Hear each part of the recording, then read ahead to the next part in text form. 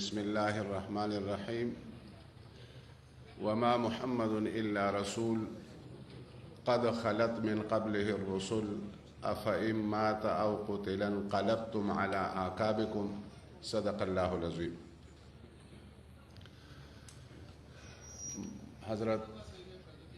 حضرات علماء کرام اور جناب وزیر اعظم صاحب، دو وزیر اعلیٰ صاحب اور ہمارے گورنر صاحب اور وزراء صاحبان، معزز و محترم مشائخ اعظام، علماء کرام،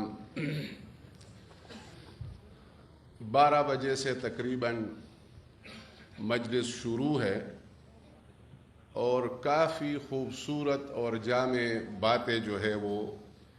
ہمیں سننے کو ملی ہے۔ ایک بات جس کا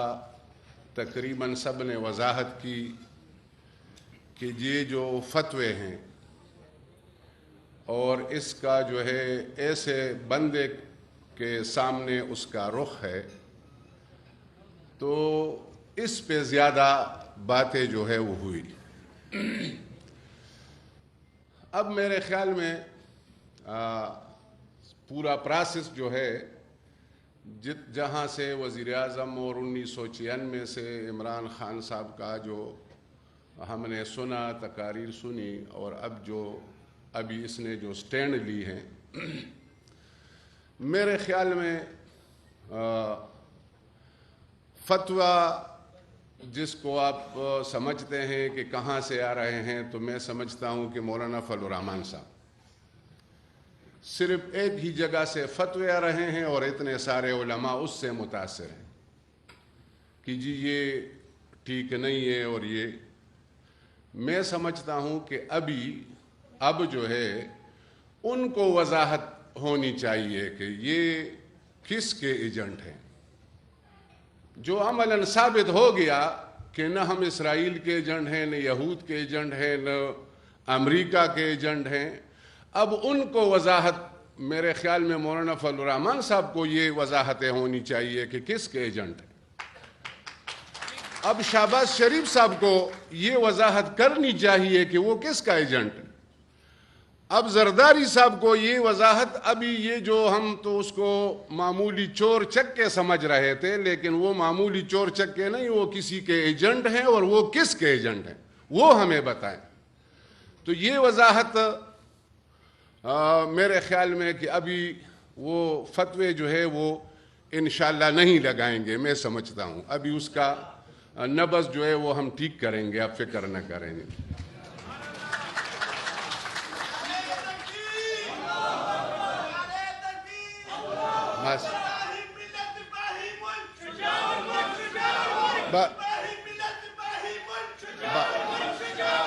بس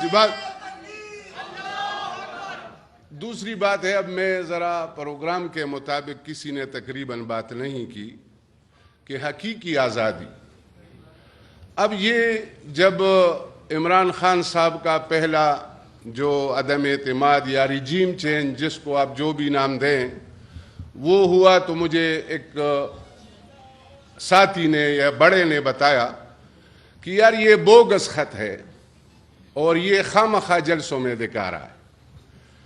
اور اپنے نمبر جو ہے وہ بڑھا رہے ہیں۔ میں نے کہا اگر بوگس خط سے نمبر بڑھ رہے ہیں تو پھر آپ کے لیے تو سب سے بڑا موقع ہے، ایک بوگس خط نکالو اور یہ کہو کہ یہ امریکہ کا سازش۔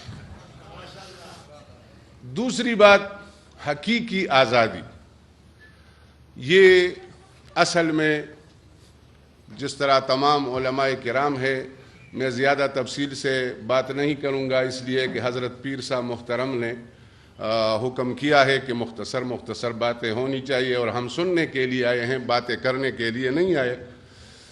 لیکن حضرت موسیٰ علیہ السلام کا یعنی قرآن عظیم میں سورہ اعراف میں، سورہ شعراء میں یہ ذکر ہے کہ قال موسیٰ یا فرعون انی رسول رب العالمین، بیان کر کے پھر فرماتے ہیں قرآن عظیم میں اللہ رب العزت کہ ارسل معنا بنی اسرائیل، فارسل معنا بنی اسرائیل،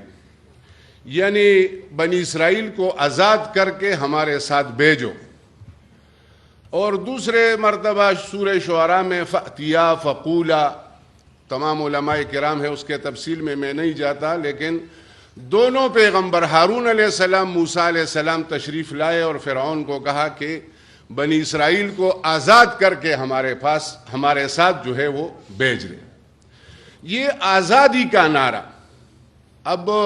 میں سمجھتا ہوں کہ وہ لوگ سمجھتے ہیں کہ ہمارے پاس علماء کرام ہے یا مولانا فضل الرحمان صاحب ہے، یہ ہمارا جو ایجنڈا ہے وہ اسلامی ہے اور دینی ہے اور قرآن کا ایجنڈا ہے۔ قرآن کا ایجنڈا جو ہے وہ وہی ہے جو موسیٰ علیہ السلام کا ہے، اس میں کوئی شیعہ، بریلی، دیوبندی اس کا وہ نہیں ہے، وہ اپنے اپنے درس میں کرے۔ یہ جو آزادی کا نعرہ ہے اس میں کسی کا اختلاف نہیں، کوئی مسلکی اختلاف جو ہے اس میں نہیں ہے، اور قرآن میں خصوصاً کسی کا اختلاف نہیں۔ تو بہرحال یہ قرآن کا ایجنڈا ہے کہ اگر آزادی نہیں، جس طرح بنی اسرائیل غلام تھے فرعون کے ہاں اور پھر صحرائے تیہ میں چلے گئے، اگر موسیٰ علیہ السلام اس کو آزاد نہ کرتے تو پھر ایسا قوم یا ایسا شہر جو ہے، جس طرح اس وقت بیت المقدس تھا اور بعد میں مدینہ منورہ،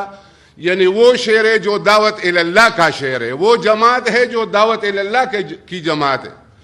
اگر آزادی نہ ہو تو کوئی جماعت یا کوئی شہر یا ریاست مدینہ وہ دعوت اللہ کا مرکز بن سکتا ہے؟ بغیر آزادی کا کوئی مرکز بن سکتا ہے؟ پہلے ہمیں آزادی چاہیے